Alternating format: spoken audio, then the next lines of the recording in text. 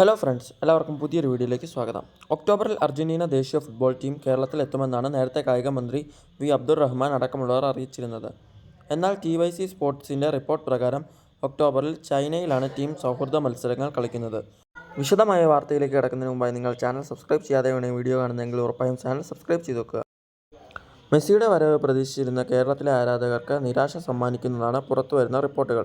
ഒക്ടോബറിൽ Argentina football team ചൈനയിൽ 2 സൗഹൃദ മത്സരങ്ങൾ കളിക്കുമെന്നാണ് TYC സ്പോർട്സ് റിപ്പോർട്ട് ചെയ്യുന്നത്. ഒരു മത്സരം ചൈനയ്ക്കെതിരെയും രണ്ടാമത്തേത് ജപ്പാൻ, റഷ്യ, ദക്ഷിണ കൊറിയ എന്നിവയിലെ ഒരു ടീമുമായി കളിക്കുന്നത്. TYC ജേർണലിസ്റ്റായ ഗ്ലാസ്റ്റൺ എഡ്യൂൾ ആണ് ഇക്കാര്യം പുറത്തുവിട്ടത്. സംസ്ഥാന സർക്കാരും കായിക മന്ത്രി വി അബ്ദുറഹ്മാനും ഏറെ കൊട്ടിഘോഷിച്ച അർജന്റീന ഫുട്ബോൾ ടീമിൻ്റെ കേരളത്തിലേക്കുള്ള വരവ് പ്രതിസന്ധിയിൽ.